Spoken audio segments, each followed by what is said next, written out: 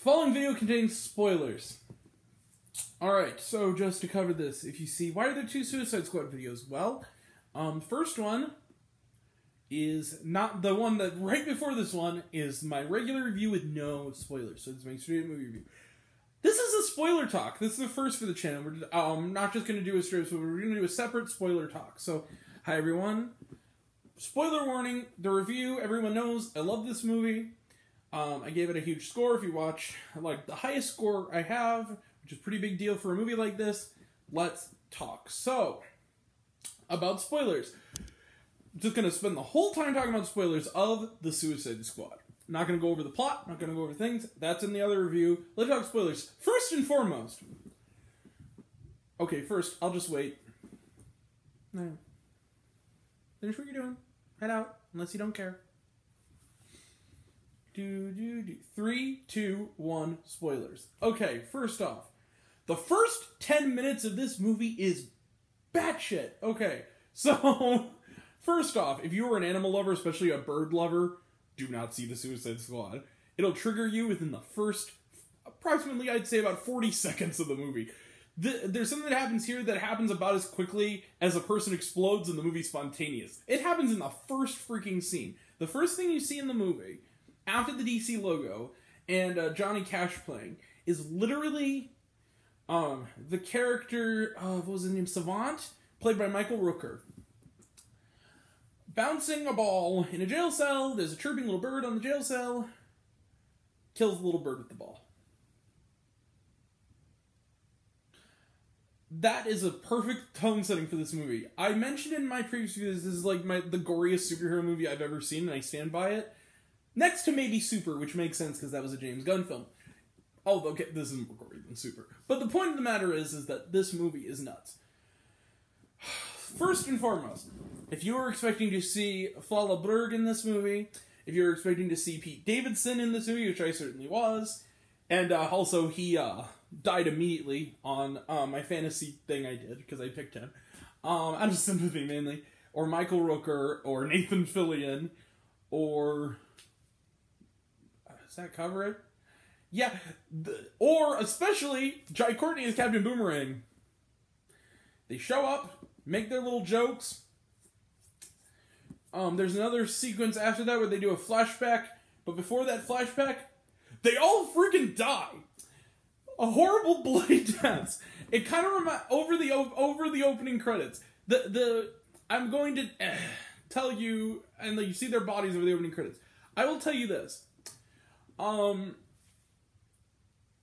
This scene, to me, the closest of a superhero movie I can compare it to is the X-Force scene in Deadpool 2, where they had a few, like, celebrities, and basically everyone except Zazie Beetz and Deadpool himself just freaking died. Like, Bill Skarsgård just died.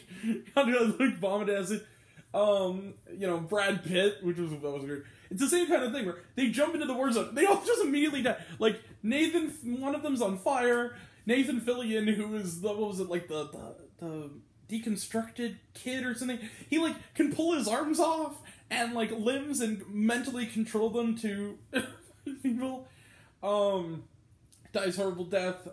You see Weasel, who you think dies, we'll get there. So, like, all this stuff, and then Pete Davidson is the first one. Pete Davidson steps, like, immediately off onto the freaking, sand, calls out his name, and just gets his face shot off. I'm like, oh my god! It's like, after being in the movie for, like, a minute of the movie. Holy crap. That set the tone perfectly. We're not gonna go step by step, though, with this. The other thing I was gonna say, that Project Starfish, if you guessed, yes, this was a deep cut, Starro is in this movie, and is apparently... even though he doesn't have any lines, is apparently voiced and mocapped by Taika Waititi, who also played Ratcatcher's dad. Cool.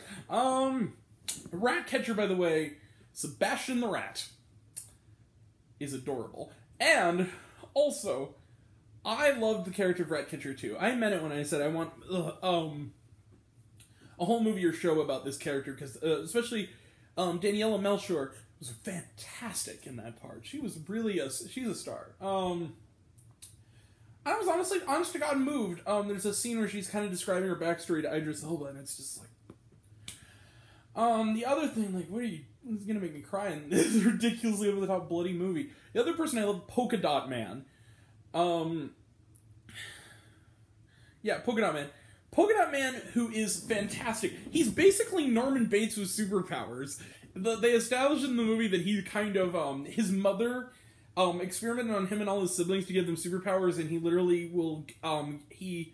literally has to vomit up polka dots, or else they'll have multicolored, swelling that'll devour him from the inside out, and, like, he shoots polka dots that are, like, corrosive, that can, like, burn people alive, and the thing that's great about it is that he says, every time I kill a person, I imagine they're my mother.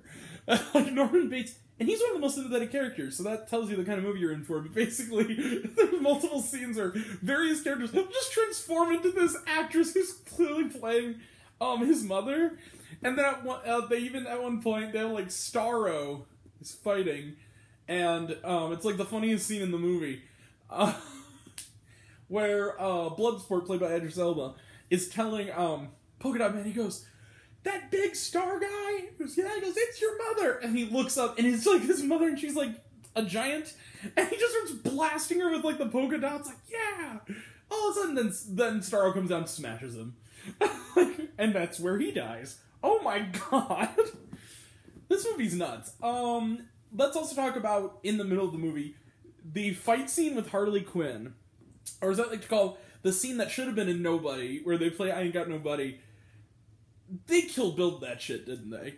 Like, because the thing is, the reason I say Kill Bill, it famously in Kill Bill, I believe it's the fight with the Crazy 88s, if I remember correctly. I haven't seen that movie in forever. But yeah, like, at one point, it turns black and white, and according to Quentin Tarantino, he says, this was his stylistic way of getting around an NC-17 rating. Because this movie is literally, is nonstop gore. It's like, at this point, if they had one more knife going through someone's head, this was going to be NC-17. So there's a part where she's fighting, and then she takes out a bunch of them, and looks kind of bloody and gory, and then at another point, she kind of is shooting people and slicing people, and as blood comes out of them, so do flowers, which is kind of a great effect, and I'm sure that it was a way of getting around the rating system, but it was similar to how Kill Bill did it. It was kind of awesome, because it fit the character so well. Margot Robbie's great in this movie. You really don't get I mean, she's in the movie plenty, but you don't get maybe, she's not necessarily the main character in the movie. She's not in the movie a bunch. When she's in it, she makes the most of it. It's like the best use of Harley Quinn in this movie, in the history of the movie, and I like Birds of Prey, but my god. The final way they defeated Starro was awesome, and it was also the most ridiculous thing I've ever seen in a movie, and that's saying something. She takes... Because earlier in the movie, the character of Javelin, played by Flula Borg, kind of forms, like, the kind of flirts with her. And in his dying breath, he gives her his Javelin, and basically says, you need to use it, but she doesn't ever know what it's for. And so the whole movie, she's like, I need to know. I need a sign. What is the Javelin for? And then she sees that Starro has the big eye in the center, and just goes, flies right through his eye, pierces it, and then literally flies into... rips it open with the Javelin, and then flies into his eye hole, along with all the rats that Ratcatcher summon, and she's literally swimming inside of the eye of Starro, as rats are, like, ripping him apart from the inside up. Dude, this movie is nuts. This movie is insane. What else is there? Oh, the post-credit. Okay, so Weasel is alive. At the end of the movie, he also seems to be the first one to go down. The reason I said that Pete Davidson was technically, in all actuality, he was. When Weasel hits the water, some people did get up, which I thought was crazy. Like, staying through to the end of the movie. But he goes out, runs off into the woods. The other thing I should point out is that Peacekeeper's really a bad guy. Legitimately. I also like that it's kind of also a plot about American interference in foreign lands. I thought that was a nice kind of a very good political point they made involving Project Starfish. But there's a point in the movie where Peacemaker basically is about to kill Ratcatcher 2, and he's shot through the neck by Bloodsport. Because they're constantly comparing each other. Basically what happens is that after the credits, they have the two sort of lab people with Amanda Waller, who basically knock her out to prevent her from igniting the thing in their skulls. and they ultimately negotiate so that the few survivors, the only people I think that survive this movie, it's like Ratcatcher lives, Bloodsport lives, and Harley Quinn lives, Weasel lives, and I think that's it. Yeah, they kill Rick Flag. Also, they killed Ted Boomerang, which is nuts. And that was actually really kind of sad when they killed Rick Flag, because he was kind of awesome in this movie. Oh, and King Shark lives. But basically, yeah, they're the only ones left.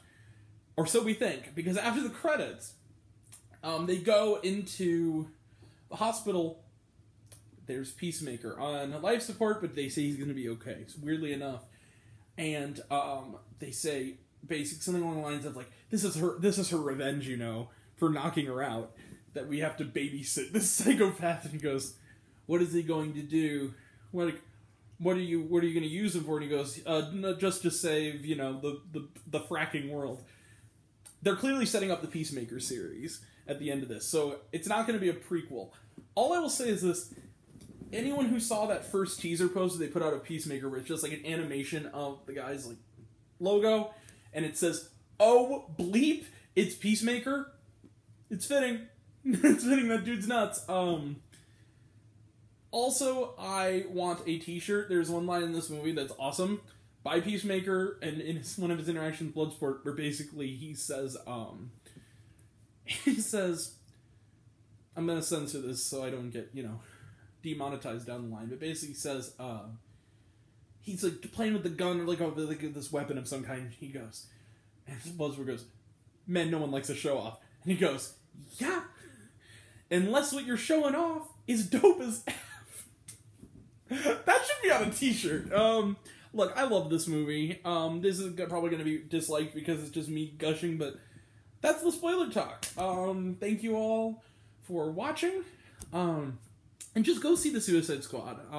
So my score again is 5 out of 5 stars. Absolutely, go see this movie. It's bonkers. We will be back, okay, later tonight, maybe with the Mysterious Panic Society. If not, it'll be this weekend. Tomorrow is 9 Days. Saturday is Val and Vivo. And we're also this weekend, I'm going to try to get that Rogue One review out. That'll all be next time, and until next time, I'm Matt, the movie and TV guy. I see it all, and I'm happy to share it with you. I love you all. I appreciate you all. I love the Suicide Squad. Go see it. Be kind to one another.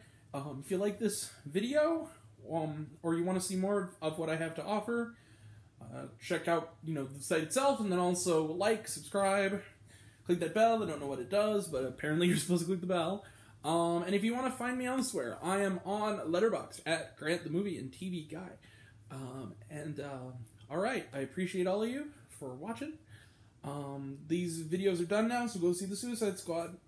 And let's get on that Ratcatcher movie. Come on, Mr. Gunn. Alright, thank you all. Take care. See you later.